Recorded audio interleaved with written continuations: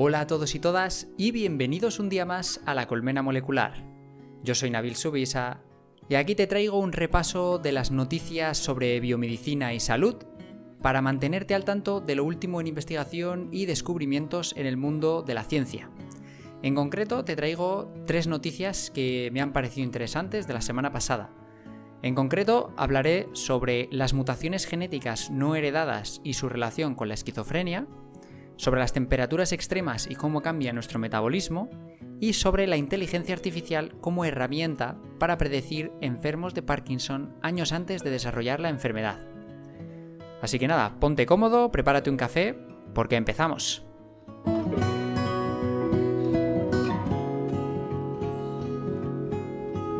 Investigadores de Estados Unidos han hallado una correlación entre un trastorno psiquiátrico como es la esquizofrenia y un tipo de mutación genética no heredada que se produce en una fase temprana del desarrollo embrionario. La OMS calcula que 1 de cada 300 personas en el mundo padece esquizofrenia, un trastorno psiquiátrico que aparece en la edad adulta por una combinación de factores genéticos y ambientales.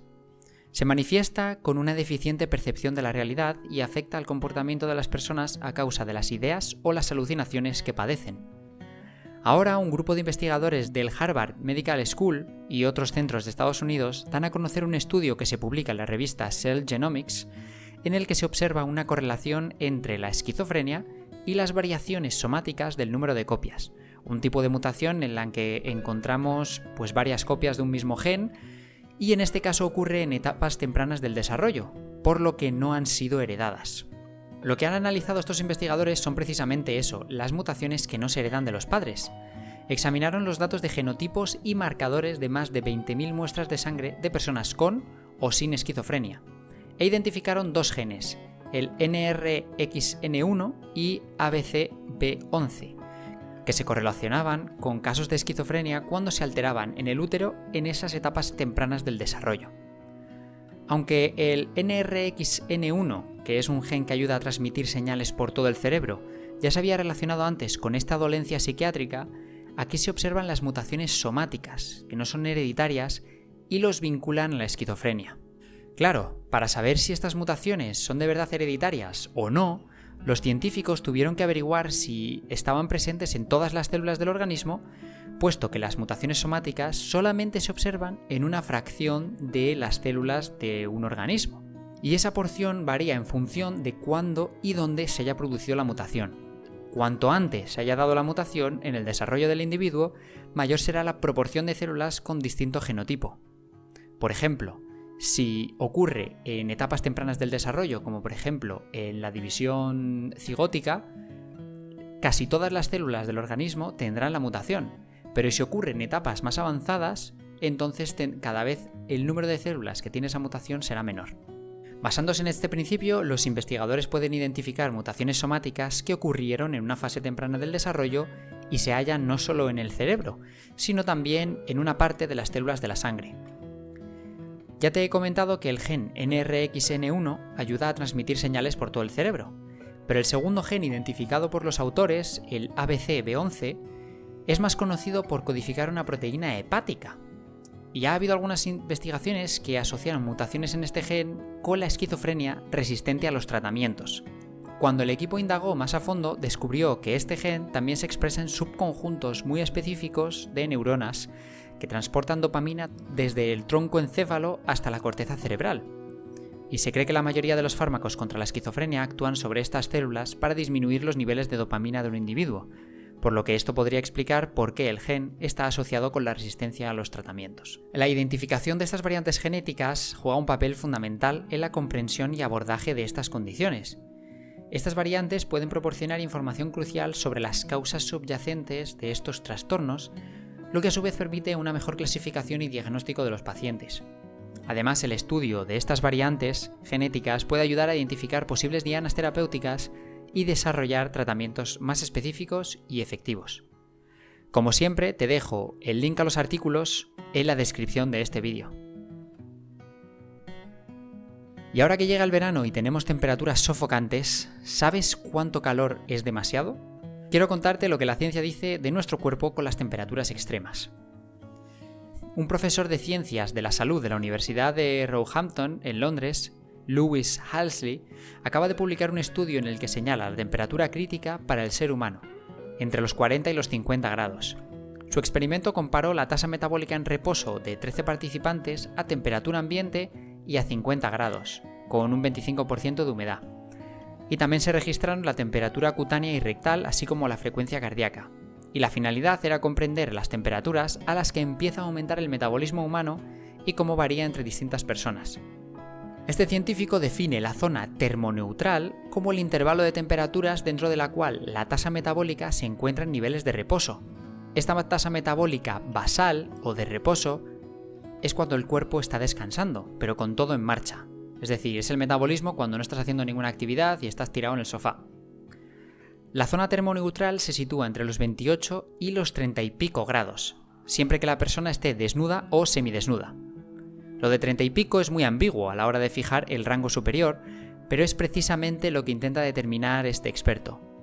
Pero es complicado fijar un punto concreto. Han encontrado cambios considerables en la respuesta de la función cardíaca al calor entre categorías de las personas, siendo el más novedoso entre sexos. Hombres y mujeres muestran algunas diferencias clave en sus respuestas cardiovasculares al calor. Claro que este investigador comenta que estés más a gustito o menos con el calor no se asocia a la perfección con ese rango de temperaturas. Tampoco casa a la perfección con las temperaturas que son problemáticas para la salud, como son los golpes de calor, ni con la deshidratación. El estudio se hace sobre una población en una situación basal ideal, que apenas se da en la vida real. La Organización Mundial de la Salud afirma que la temperatura ambiente óptima para el organismo se encuentra entre los 18 y los 24 grados. Cuando la temperatura ambiente supera los 35 y está acompañada de altos niveles de humedad, puede poner en riesgo la salud. Y si se alcanzan los 40 puede ser peligroso incluso con niveles bajos de humedad, según este organismo. En este contexto el cuerpo tiene que tomar medidas para mantener su temperatura, algo que es particularmente difícil. Cuando hace frío, el cuerpo genera un movimiento corporal para generar calor y contrarrestar así la temperatura exterior. Pero claro, es más difícil generar frío. La forma principal en la que lo hacemos es con la evaporación. El sudor que sale de nuestra piel y se evapora baja la temperatura corporal. También otros mecanismos como la vasodilatación, es decir, los vasos sanguíneos alrededor del borde del cuerpo se abren para que la sangre fluya más rápidamente. Es como si nuestro cuerpo abriera las ventanas para ventilar. La primera consecuencia, al ser nuestra sangre roja y concentrarse en la periferia del cuerpo, es que se enrojece nuestra piel. Y la segunda es que nuestro corazón se acelera para bombear sangre a una amplia red de capilares periféricos y así conseguir este fenómeno. Estas reacciones al calor extremo no explican totalmente por qué algunas personas aumentan su tasa metabólica al llegar a estas temperaturas. Si lo piensas, aumentar la tasa metabólica puede tener sentido cuando hace frío, pues hace que aumente la temperatura del cuerpo. Pero responder al calor incrementando la tasa metabólica y así produciendo más calor es contraintuitivo. Otros científicos comentan que no pueden centrarse en un único aspecto y esperar que éste lo explique todo, ya que somos lo que comemos, el deporte que hacemos, el aire que respiramos y somos el entorno que nos movemos. Y por último te voy a hablar de un estudio, esta vez publicado en la revista Nature, que utilizó la inteligencia artificial para analizar los datos de más de 100.000 usuarios de smartwatch. El resultado principal es que los relojes inteligentes predicen el Parkinson años antes de los primeros síntomas. El estudio afirma que, dado que el 30% de la población británica lleva un reloj inteligente, registrar los datos de movimiento de una persona de esta manera podría ser una alternativa barata y no invasiva a la detección masiva de las poblaciones con más probabilidades de padecer la enfermedad. El diagnóstico suele llegar cuando la neurodegeneración lleva varios años en curso y ya entre el 50 y el 70% de las neuronas de la función motora están afectadas. Los síntomas del Parkinson incluyen sacudidas o temblores involuntarios, lentitud de movimientos y músculos rígidos e inflexibles. Identificar individuos en riesgo de desarrollar la enfermedad de Parkinson también ayudaría a diseñar terapias más eficaces contra ellas. Y parece que han desarrollado un método para identificarlo 7 años antes de que aparezca. Desde el 2006 hay en marcha un estudio en el que las autoridades sanitarias del Reino Unido siguen la evolución de la salud de 500.000 de personas que entonces tenían más de 40 años. Una década más tarde, a 103.712 de ellos les dieron unos relojes inteligentes para registrar su actividad durante una semana. Ya cuando les pusieron los relojes había 273 con diagnóstico clínico de Parkinson, y desde entonces se le ha diagnosticado a otros 196. Los datos de estos dos grupos han sido claves para detectar la señal anómala que indica que algo va mal en la sustancia negra, la parte del cerebro que degenera a medida que avanza la enfermedad. En este trabajo se apoyaron en los datos ofrecidos por el acelerómetro que llevan los relojes inteligentes.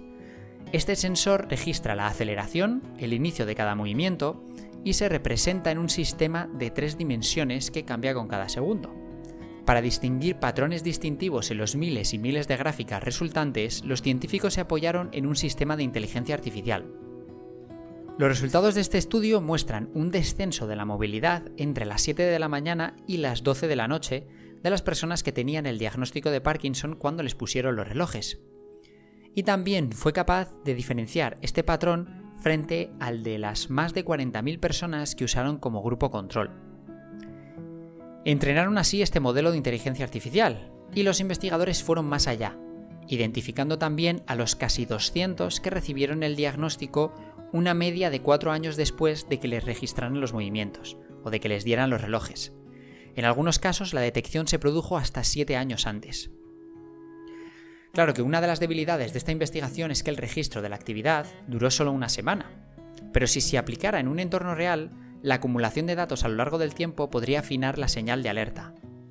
Por otro lado, el trabajo con los relojes inteligentes también obtuvo datos de los patrones de sueño, y en este caso con una muestra de 65.000 personas. De nuevo, la inteligencia artificial pudo detectar un descenso de la duración y la calidad del sueño, tanto en los diagnosticados, cuando le registraban la actividad, como a los que recibieron el diagnóstico años después. Si además de todo esto le añadimos todas las demás características prodrómicas, es decir, características que preceden a esa enfermedad y que están relacionadas con el Parkinson, como son la anosmia, la alteración del sueño REM, la depresión, los algoritmos predictivos en nuestro nuevo mundo de la inteligencia artificial se volverán muy poderosos.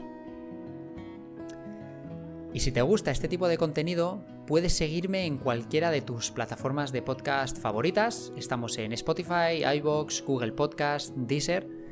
También puedes suscribirte a YouTube y darle 5 estrellas a Spotify, y eso me ayuda muchísimo. Por otro lado, también estamos en las principales redes sociales, Instagram, Facebook, TikTok, etc. Muchas gracias por escucharme e interesarte en ciencia, y hasta la próxima.